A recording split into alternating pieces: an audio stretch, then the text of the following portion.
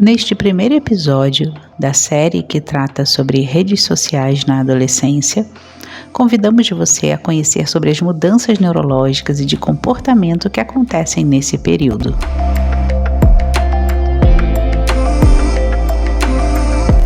Bom, sejam todos bem-vindos a essa live e hoje eu tenho o prazer de receber aqui a Simone Fusaro. Eu quero primeiro apresentar a vocês sobre esse projeto para depois apresentar a nossa convidada de hoje.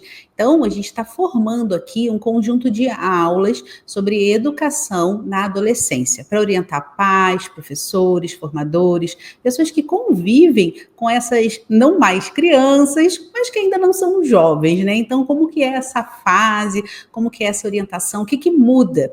E por isso o tema escolhido para hoje foi falar sobre rede social na adolescência. Então, um tema bastante atual, que eu sei que preocupa muita gente e às vezes os pais ficam meio assim, sabe, sem aquela mão, né, de o que eu faço, eu corto, não corto, quanto pode, o que pode, né, como é que funciona isso? Então, para isso, eu convidei a Simone, que eu acompanho já há muito tempo o trabalho dela. É uma pessoa assim que eu tenho um prazer enorme de estar e cada vez que a gente para conversar, né, é sempre muito proveitosa. Eu vou deixar um espaço para você se apresentar para o nosso público, né? E fique bem à vontade, a casa é sua, Simone. Então, fala um pouquinho sobre o seu trabalho, sua trajetória.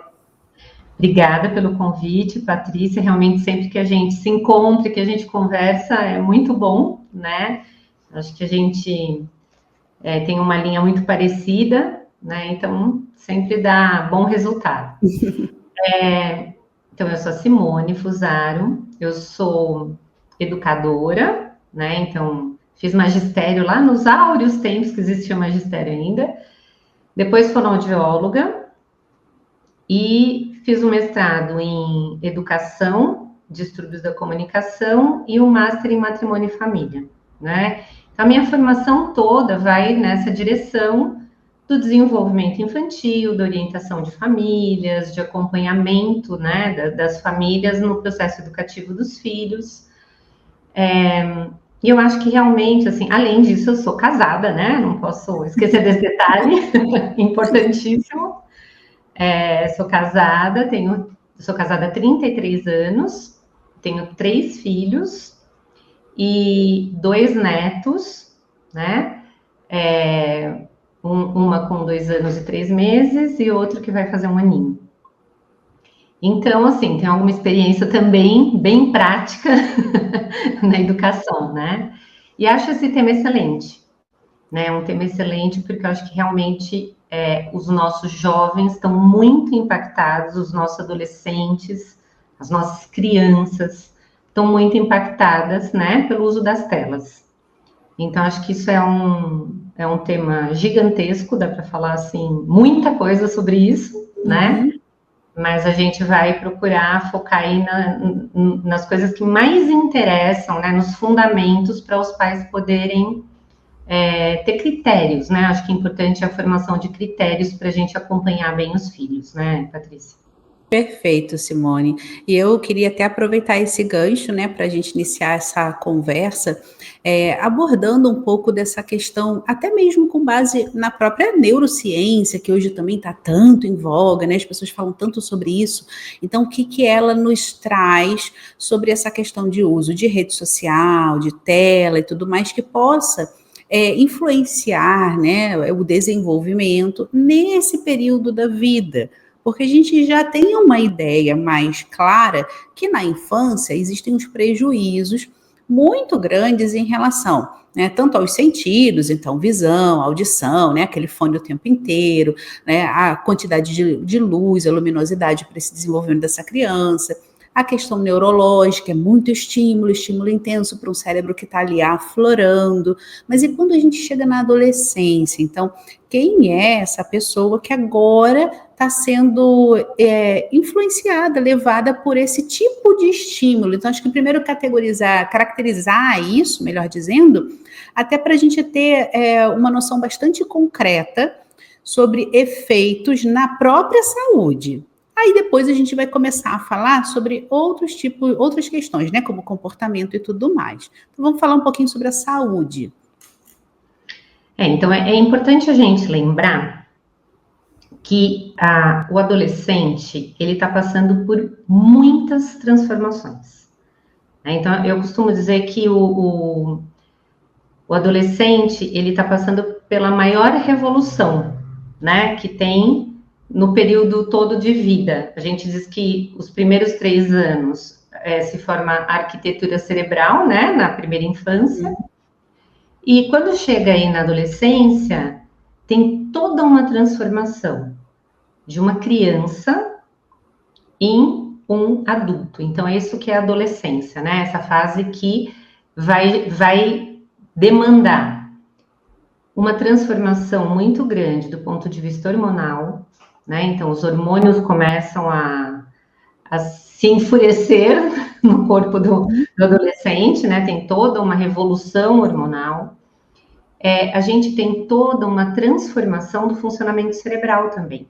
Né? Então, é importante saber que o adolescente, ele gasta muita energia com as coisas, né? A gente percebe na adolescência um certo cansaço, né? Parece que eles ficam mais cansados, querem dormir mais, né?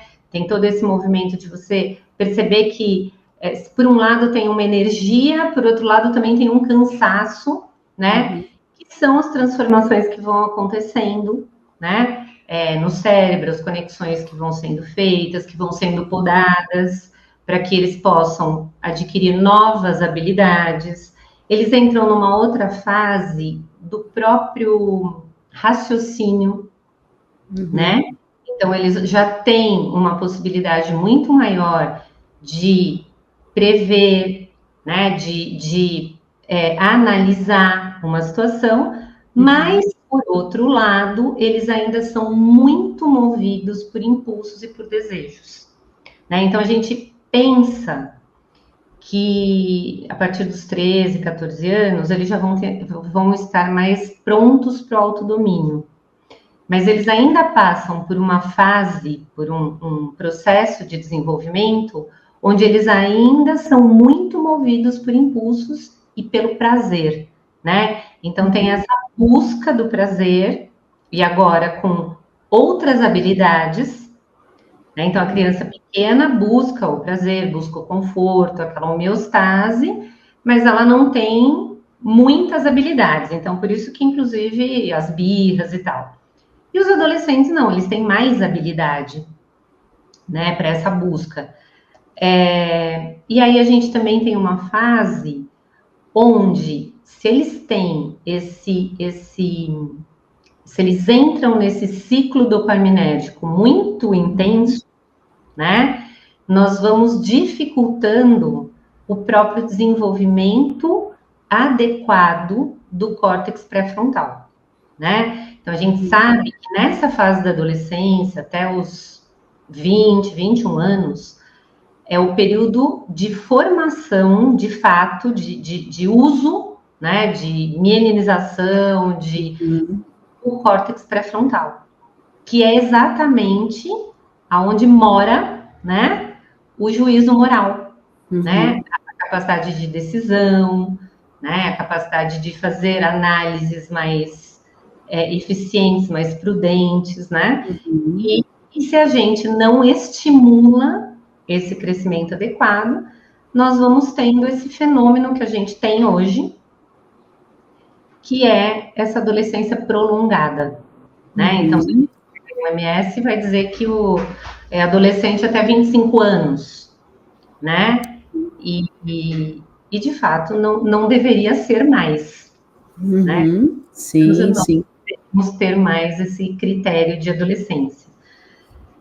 Então, acho que passa muito por aí, né, Patrícia, as questões de saúde. Elas estão muito vinculadas, na verdade, né? A saúde e o comportamento, né?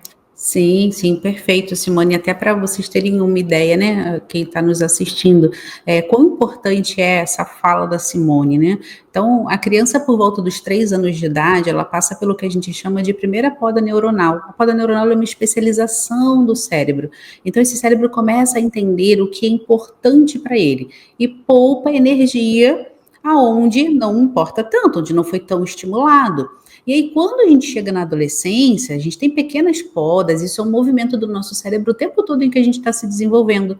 Mas quando chega na adolescência, a gente passa por uma nova poda tão importante quanto a essa lá da infância, né? Então é um outro momento de grande especialização. Então, quando a Simone usa esse termo assim, é um período de revolução, sim, o cérebro está passando por um grande impacto de especialização, de aperfeiçoamento. E olha que coisa bonita né? Essa perfeição que é a criatura de Deus, né? Da gente ver como esse ser, ele vai se formando dentro desse ambiente, onde ele está com a família, onde ele frequenta uma escola, né? Onde tudo isso pode influenciar ele e quisera que fosse sempre positivamente. Né? Então, para isso, a gente promove também esses encontros e todo esse material para que vocês também possam entender esse processo. Porque quando a gente conhece, né, a gente pode não só amar, né, ninguém ama aquilo que não conhece, mas a gente pode, o que é o amor, né? O cuidado, a entrega, então cuidar melhor. Né? Mas muito bem, Simone. Quando a gente fala sobre esse adolescente, né? Essa é uma pergunta que eu gosto sempre de fazer para a gente caracterizar essa pessoa nesse tempo de vida. Né? Então, quem é o adolescente? Não é mais criança, não é mais adulto? Que características a gente encontra nessa pessoa? Pois é. Eu acho que o adolescente é uma pessoa que está buscando a sua identidade, né? Então, ela não é mais criança, percebe, né, que já tem maiores possibilidades, habilidades, capacidades, ela já tem desejo, né, de se colocar no mundo, né? Então, para isso, ela acaba até passando por uma fase de querer romper um pouquinho, né, com esse mando mais firme da família, né? Porque ele quer dar o grito da liberdade, né? Ele quer autonomia, né? Agora eu posso. Ele quer autonomia, né? Então eu sou capaz, né? Só que por outro lado, ele percebe que ainda não é, né? Então tem aqui uma força que impulsiona para esse movimento, mas também tem aqui do outro lado um receio, né? Tem do outro lado uma consciência de que eu ainda não consigo arcar com todas as consequências das minhas escolhas, né? Então, é muito interessante porque o adolescente, ele às vezes afeta o outro, né? Com uma percepção assim de que não adianta, né? Olha, agora ele quer fazer tudo do jeito dele, ele não me ouve mais, né? Então, às vezes os pais, os adultos têm essa impressão, tá fechado, né? Para esse manejo externo. Mas não é bem assim, né? Porque ele necessita disso. Então, embora ele crie uma certa resistência, muitas vezes, principalmente quando o manejo ainda não está tão legal, né? Mas embora ele crie, às vezes, essa resistência, porque ele está buscando essa autonomia, ele está buscando esse ser adulto, essa possibilidade de ser adulto, ele também ainda é muito inseguro, né? Ele se sente inseguro, ele percebe que precisa. Por outro lado, também na adolescência, eles procuram se identificar com os pares, né? Então, eles precisam olhar para os pares, para os outros adolescentes, para os outros, sei lá, a gente fala às vezes de uns clãs, né? Que tem aí umas turminhas, e se identificar, né? Eles precisam perceber, eles precisam olhar, isso combina comigo, isso não combina. Às vezes eles passam, inclusive, a imitar alguns comportamentos ou ter algumas posturas de um ou outro grupo que eles convivem e depois eles percebem que não faz sentido, né? Isso tudo, eu acho que às vezes assusta muito o adulto, né? Por isso que a gente tem que entender que esses movimentos são próprios da adolescência, né? São esperados na adolescência. Então, acho que se eu tiver que resumir, eu diria isso, né? É uma pessoinha nesse caminho árduo de se transformar numa pessoa.